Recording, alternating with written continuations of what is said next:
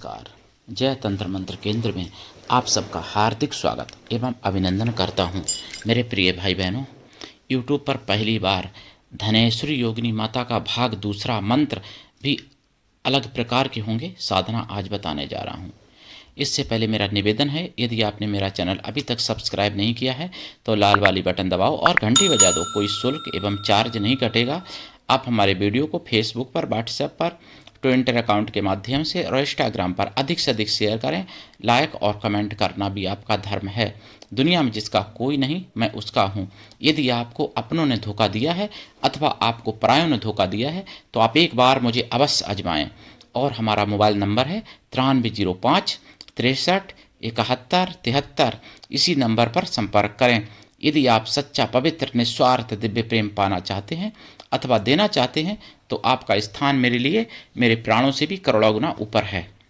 मैं राष्ट्रीय अध्यक्ष कृष्णा दल एवं महामंडलेश्वर आप सबसे निवेदन करता हूं, यदि आप मानवतावादी हैं अथवा आप सनातनी हैं तो मुझसे जरूर जुड़ें। यदि आप में योग्यता हुई तो मैं आपको पदाधिकारी भी बनाऊंगा अपने संगठन कृष्णा दल में। ये कृष्णा दल हमारा आपका सबका एक परिवार है। आप देश विदेश में, विश्व के किसी भी कोने में रहते हैं, किसी भी जाति धर्म से हैं, कोई दिक्कत नहीं।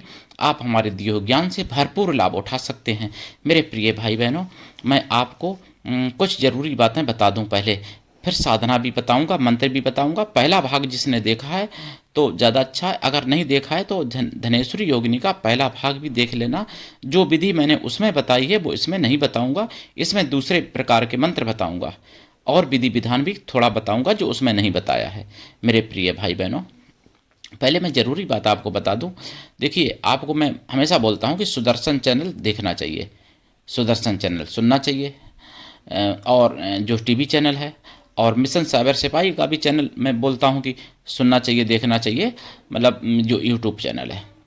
तो मिशन साइबर सिपाही पर भी मुझे पता चला, जो वो तो सनातनी खबरें और मतलब बहुत कुछ हैं, जिसमें एक प्रमुख खबर है कि पूज्य आसाराम बापू जी को बेल मिली है। वो भी 6 महीने के लिए मिली। 6 महीने के लिए क्यों मिली भाई? हमेशा के लिए छूट जाना चाहिए था। वो निर्दोष थे, निर्दोष हैं, आगे भी निर्दोष रहेंगे। अच्छा, दूसरी बात, मैंने सुना है सुदर्शन चैनल पर जागो में, ये जागो में सुना है मैंने, यानी 28 अक्टूबर 28 अक्टूबर को, मंगलवार को सुना है 2025 में। पाकिस्तान की खबरें भी सुनी हैं कुछ, वो तो सुनी हैं, लेकिन बांग्लादेश की प्रमुख खबर है जो जागो में सुनी है, जिसमें इस्कान को बैन किया जाएगा। इस्कान संस्था को, इस्कान के वो महाराज जी को तो जेल में ठूंस ही दिया था। अब इस्कान पूरी संस्था को ही वहाँ बांग्लादेश में बैन करने की तैयारी है, जिसमें काफ़ी मुसलमानों की भीड़ सड़कों पर उतरी है और इस्कान को बैन कराने की मांग कर रही है। और इस्कान की बैन हो जाएगी, ये निश्चित है, इस्कान बैन हो जाएगा वहाँ पर। क्यों हो जाएगा कि यूनुस जो है आतंकवादी प्रधानमंत्री है, क्योंकि आतंकवादियों का जो समर्थन करता है वो भी आतंकवादी ही कहलाता है। तो आतंकवादी सरकार है वहाँ पर, इसलिए इस्कान बैन हो जाएगा। भारत में इस्कान अलग अलग अपना सोचते होंगे कहीं, हालांकि मैं सम्मान करता हूँ, लेकिन कई मैंने इस्कान वालों को, मैंने जैसे जो वहाँ के कार्यकर्ता हैं, इस्कान के जो वहाँ के सदस्य हैं, कहीं शिव की बुराई कर देते हैं, कहीं किसी देवी देवताओं कर देते हैं। तो सनातन में यही चल रहा है ज़्यादातर कि जो विष्णु भक्त है वो शिव की बुराई करता है, शिव का भक्त है वो विष्णु की बुराई करता है, जबकि विष्णु और शिव एक दूसरे के पूरक हैं। एक दूसरे में भेद सोचना भी मूर्खता है और घोर पाप है। इस बात को सनातनियों को सभी को समझना चाहिए। 33 करोड़ देवता और 56 करोड़ भवानी जितनी हैं, सब में एकता है। अगर आप एक के पूजने वाले हो तो दूसरे की अगर आप बुराई करते हो तो वो घोर पाप है। उससे सभी देवता देवी रुष्ट होते हैं और जिसकी पूजा कर रहे हो वो भी रुष्ट होता है। ये बात समझ लो। तो ऐसा नहीं है कि कृष्ण की पूजा कर रहे हो, कृष्ण की बुराई नहीं करोगे, कृष्ण की आप बड़ाई करोगे और साथ में शिव की बुराई करोगे तो भगवान कृष्ण प्रसन्न होंगे। भगवान कृष्ण प्रसन्न होने वाले नहीं हैं। ये तो मैं सनातनियों के लिए कह रहा हूँ। और बांग्लादेश में जो आतंकवादियों की सरकार है वो इस्कान को ख़त्म करने में लगी हुई है, हिंदू को ख़त्म करने में लगी हुई है, जबकि इस्कान वालों ने कोरोना में भी और पहले भी लाखों मुसलमानों को भोजन कराया था, अपनी दरिया दिली दिखाई थी। दरिया दिली अगर आप बिच्छू को दिखाओगे, पागल कुत्तों को दिखाओगे तो फिर वो क्या करेंगे? वो आपसे प्रेम थोड़ी करेंगे, वो तो आपको काटेंगे ही, आपके डंक मारेंगे ही। तो इसलिए हिंदुओं को और इस्कॉन वालों को समझना चाहिए, हम सब सनातनी एक हैं और हम सब सनातनी एक रहेंगे और आगे भी एक रहें, ऐसा प्रयास करना चाहिए। देखिए, मैं दीपावली के आसपास सुन रहा था सुदर्शन चैनल पर, एक लिंगाई समुदाय है, मतलब हमारे सनातन धर्म में ही हिंदू हैं लिंगाई समुदाय के लोग। तो कर्नाटक में लिंगाई समुदाय के मठ के प्रदेश अध्यक्ष महाराज जी हैं, संत जी, उनको कांग्रेस की सरकार में वहाँ एक जिले में आने से प्रतिबंध लगा दिया, जबकि आतंकवादियों को आने से प्रतिबंध कोई न तो जिला में लगाया जाता है, न देश में लगाया जाता है, न प्रदेश में लगाया जाता है।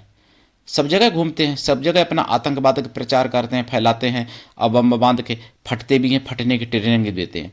वहाँ पे बैन नहीं लगाया जाता, और हमारे लिंगाई समुदाय के महाराज जी को बैन लगा दिया। वो भी किस लिए? सरकार चाहती कि लिंगाई समुदाय अपने को हिंदुओं से अलग कर ले, और जाति एक है लिंगाई समुदाय, और जबकि वो महाराज जी कहते हैं कि हम लिंगाई जात नहीं, हम सब हिंदू हैं।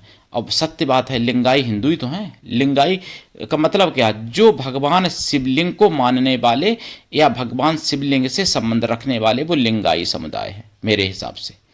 हालांकि मैं लिंगाई समुदाय के बारे में नहीं ज़्यादा जानता हूँ, क्योंकि मैं उत्तर भारत से आता हूँ और वो दक्षिण भारत की बात है। लेकिन जहाँ तक मेरा अनुमान है, लिंगाई समुदाय भगवान शिव के गढ़ मान लो, इन्हीं भगवान शिव से संबंध रखने वाले।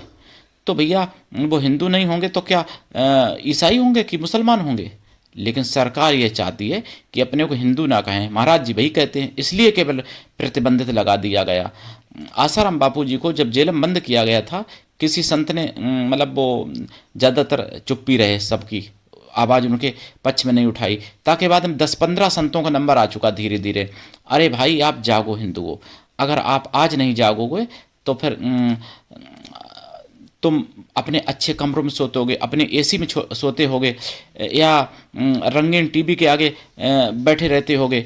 अरे ये सब कुछ नहीं काम आएंगे। बांग्लादेश में भी एसी वाले कमरे थे, कि टीवी थी, सब कुछ था, लेकिन जब जिहादी भीड़ घुसी, एक एक माता के साथ, एक एक पत्नी के साथ, मेरे भाइयों की एक एक बहनों के साथ, एक एक बेटियों के साथ 40-40, 50-50, 100-100 लोगों ने रेप किया, 200-200 लोगों ने रेप किया। बांग्लादेश में भी तुम्हारे ही जैसे हिंदू थे। अगर बांग्लादेश में 24 में हुआ है, 34 में तुम्हारे यहाँ भी होने वाला है, तुम्हारे घर पर होने वाला है। इसलिए अगर नहीं जागे तो, अगर जाग गए, एकजुट हो गए, तो ये कुछ नहीं होगा और सारी दुनिया तुम्हारे शरण में आ जाएगी। हिंदुओं, ये बात सत्य है। तो ये चीज़ें आपको समझनी पड़ेंगी। लेकिन सनातन धर्म में कैसे कैसे विधर्मी हो गए हैं, मैं आपको बताऊं। मैंने सुना है, हालांकि जबकि पाकिस्तान में मैंने खबर सुनी है कि पाकिस्तान में 4 लाख, यानी वहाँ का सरकारी डेटा बता रहा है, मुल्ला वहाँ के कह रहे हैं, मैंने सुदर्शन चैनल पर बिंदास बोल में सुना है 30 अक्टूबर को, पाकिस्तान में 4 लाख बता रहे हैं मुसलमान, जिन्होंने मुसलमान धर्म मतलब मजहब छोड़ दिया, इस्लाम छोड़ दिया, वो एक्स मुस्लिम लिखने लगे। हालांकि आंकड़ा तो 4 करोड़ का भी हो सकता है, लेकिन वो 4 लाख यानी सरकार की नज़र में आ गया है, जिसमें 11 लोगों को मौत की सज़ा भी दी गई है और 120 शायद कितने गिरफ्तार भी कर लिए। लेकिन फिर भी ये आंधी चल रही है। पर हमारे हिंदुओं में ना जाने क्या उनके तलबे चाटने में उनको मज़ा आता है। एक खबर मुझे सुनने को मिली है सुदर्शन चैनल पर, जनमत में, प्रयागराज की है, उत्तर प्रदेश के, कोई ममता कुलकर्णी हैं, महामंडलेश्वर हैं वो, और कहती हैं कि दाऊद इब्राहिम अंडर डॉन जो था, उसका बम्बई के हमलों में कोई हाथ नहीं था। भाई उनको कैसे मालूम है कि हाथ नहीं था? इसका मतलब है तुम उनसे जुड़ी हो, तुम उससे पैसा खाती हो, तुम उसकी क्या, मैं अब क्या बोलूँ, मैं संत होकर के महिला में कुछ बोलना नहीं चाहता उनके बारे में। तो ऐसे से सनातनी हो गए, उनके तलबे चाटने को तैयार, उनका मलमूत्र खाने को तैयार हैं ये शुगर हिंदुओं में। तो इनके लिए क्या करोगे? इनके लिए भी जागना होगा और एकजुट होना पड़ेगा।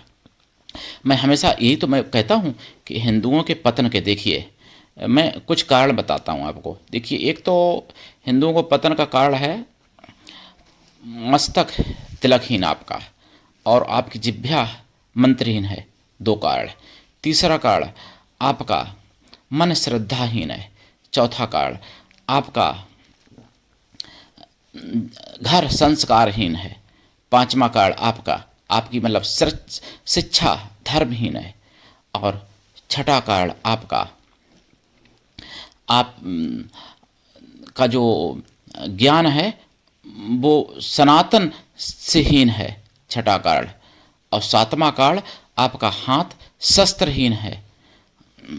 और आठवां कारण आप स्वयं हम सब अनुशासनहीन हैं, अनुशासन नहीं रह गया।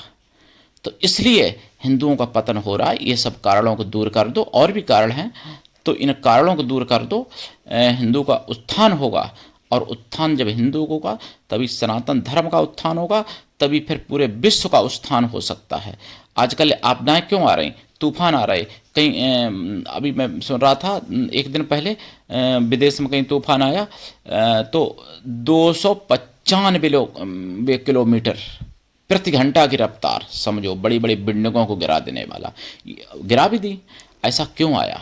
केवल सनातन धर्म से अलग होने का ये कारण है। सनातन धर्म में पहले घर घर यज्ञ होते थे, वातावरण शुद्ध रहता था। जलवायु परिवर्तन, जलवायु परिवर्तन आप कहते रहते हो, अरे इस पूरे विश्व में यज्ञ होने लगे। एक साल के बाद आप अगर पहले जैसा समय ना आ जाए तो मेरा सिर काट देना, लेकिन कर तो ले, पूरा विश्व नहीं कर पाएगा। तो मेरे प्रिय भाई बहनों, अगर मेरी बात झूठ हो जाए तब, लेकिन करके तो देखो पहले। तो अब मैं आपको कुछ साधना बता रहा हूँ, लेकिन हाँ उससे पहले एक बात और बता दूँ। बॉम्बे की खबर मैंने सुनी है। बम्बई में एक रोहित आर्या नाम के व्यक्ति ने 17 बच्चे और 2 बड़े लोग, 19 लोगों को पकड़ कर ली थी। अब पकड़ केवल इसलिए कर ली थी कि शिक्षा मंत्री ने, उनका कहना है कि 2 करोड़ रुपए उनका स्कूल का नहीं दिया, स्कूल में काम करवाया होगा ठेका लेकर के। तो सरकार से बात भी की, धरना भी दिया, कई बार मिले, लेकिन उनके रुपए नहीं मिले। तो भैया उसको मार दिया गया जान से, मतलब वो मारा गया। ठीक है, मारा गया, अच्छी बात है। लेकिन मैं यहाँ पे एक बात कहना चाहता हूँ कि अगर यही मुसलमान कोई होता तो फिर वो मारा नहीं जाता, फिर उसके पैर में गोली लगती, और उसको गिरफ्तार कर लिया जाता। अब वो तो भागता तो तब पैर में गोली लगती, या फायर करता तब पैर में गोली लगती।